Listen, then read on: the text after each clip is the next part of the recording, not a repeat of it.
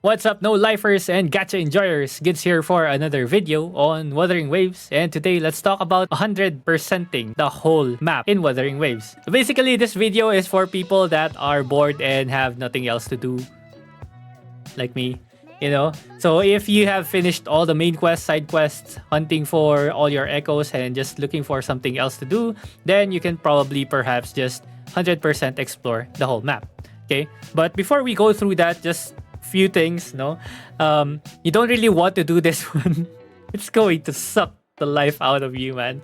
It's going to be very, very annoying, and you don't really have to do it. I think the rewards are not worth for actually doing 100% on everything, and this is definitely going to be on the least priority thing that you have to do, because believe me, it's going to be much more enjoyable if you actually explore the whole map without actually trying to go for the 100%. Just explore the map. If you see something, you go for it, do it, get the chest, and you're done, right? So I recommend really just trying to go for the 100% if you are already close to 100%. So if you look at mine right here, so my exploration, I already have Northfall Barrens 100%, Desert Rock Highland 100%, Gorgeous of Spirit 100%. So those are all my 100% at the moment. And I did all these things live on twitch.tv/kidsgg. So if you want to hang out, want to give tips, tricks, ask questions live, I will be live usually there at 6 p.m. GMT plus 8. Okay, so this is going to be the main reason why you would want to 100% your exploration progress. It's going to be this thing in Jinzo. So if you talk to Machi right here about my exploration progress, you can see here you get to upgrade your level by doing a lot of exploration. So yeah. Am I gonna get to level 8? I haven't gotten to level 8. But I'm close, right? But if you look at the rewards, it's not really worth the time, man. So yeah, it's pretty much it. Everything else is just money, XP materials. No echo XP materials, by the way. So I don't think it's really just worth burning yourself out for this one. Just explore at your own pace. Don't have to rush it. But if you have really nothing else to do, then go ahead and do this one. I recommend you start doing this one once you're at around probably 80%, 90%, and don't know what other stuff to actually look for.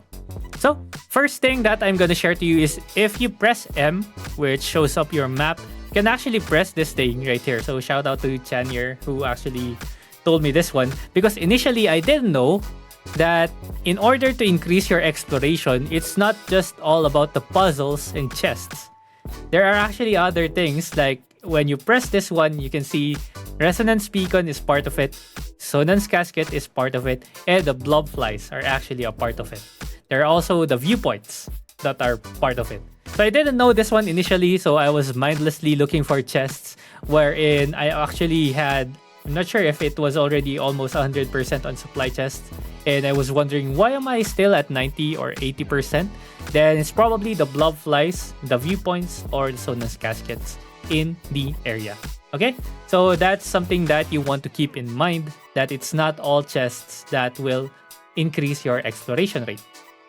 Another thing, higher rarity, what do you call this, the tidal thingies, and the higher rarity chests will actually increase exploration higher as well. So if you want to prioritize those things, then prioritize those things first when you're trying to get your exploration progress higher.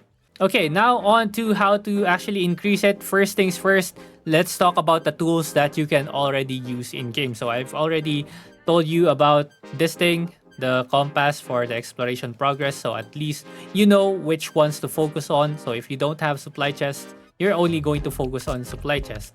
If you're trying to look for a Sonan's Casket, you're only going to focus on Sonan's Casket. Okay, so first things first, Sonan's Casket, because I think those are the much better ones to actually prioritize when doing this one, is if you want to look for it, just create Casket Sonar. So Casket Sonar can be unlocked through a specific, I don't know if it's a main quest or a side quest, probably a side quest. But once you complete it and once you use it, like this one, it's going to consume this thing, a sonar circuit. So a sonar circuit can be created through the synthesizer in town. It's going to be somewhere here. It's this one right here. It's gonna use Scarlet Thorn in Floramber. So the unfortunate thing here is that I think it's Scarlet Thorn that is usually used. Is it the one that's used for crafting weapons? I think it is.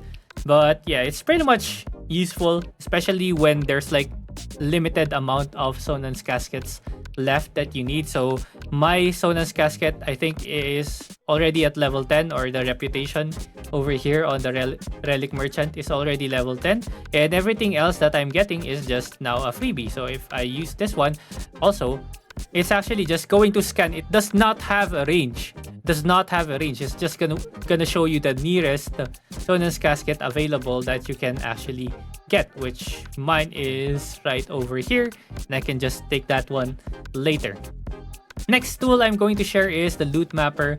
So Loot Mapper basically has 3 charges, and it's going to scan the area for any available chests. Let me just remove this one, but basically you have 3 charges, right? So you press it, it's gonna scan the whole area right here.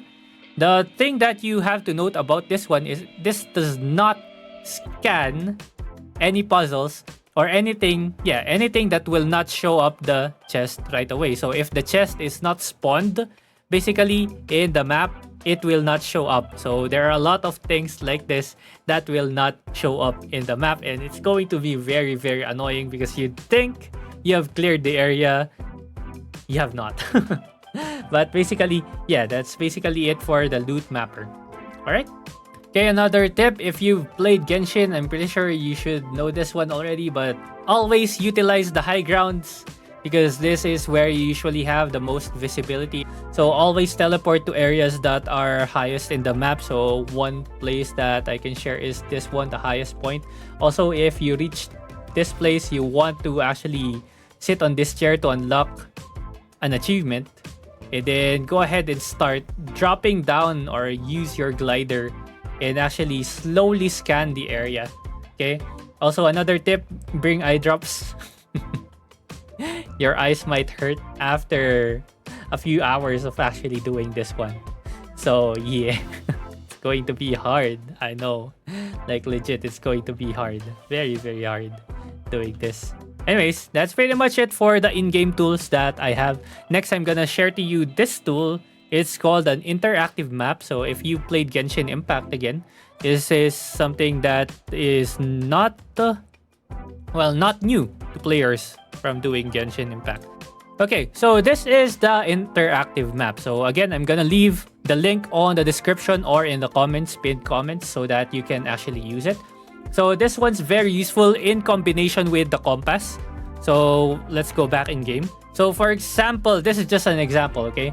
For example, in Jinzo, what I'm trying to look for is, let's say we ignore supply chest for now. Let's say I'm looking for the Sonan's casket first, right? So for example, this is not 100%. So let's just pretend this is not 100%.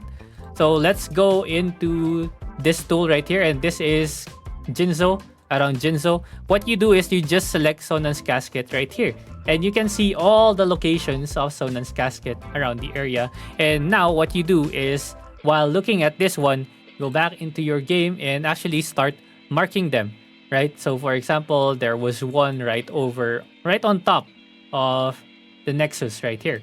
So you know that there's one there, but you can't actually mark it. You know there's another one right over here. Let's just zoom out so that we'll be able to mark it. Oh. Hey, let me mark. Doesn't want me to mark it. But anyways, yeah. You can put this one and put a marker of choice. I usually want to just mark everything first, right? Mark everything first on the map, and then I'll go back into the game and unmap, or not really unmap, but go through the things that I have marked. So for example, I mark this place, and I mark this place, right? By using the interactive map, and then once I've marked all the locations, I'm gonna go through them one by one. Another useful thing that you can do on the interactive map is you can actually click on these things right here if you can't actually find it, and you can just click right here on the left side to see more details on how to actually get it. So this guy is saying that there's a challenge where you can complete the challenge, and up on the top right here, you're gonna be able to get the Sonan's casket. Okay, so that's basically what you want to do. Okay, so this one's very useful, and I suggest that you just do one thing at a time. It's kind of going to be more confusing if you have more things that are tracked, especially if you start going with supply chest, right? So there's going to be a lot, of course, but yeah. Sona's casket and blob flies probably pretty okay because there's not a lot of blob flies, and this is going to increase your exploration progress so much actually because there's just a limited number of them around Jinzo. Okay, so yeah, that's pretty much it for this. And again, good luck on raising your exploration progress. That's pretty much it for me. If you have any specific questions, puzzles that you cannot solve, let me know in the comments below. I'll try to help you out. Leave a like if this video was helpful, and I'll see you again next time. Bye bye.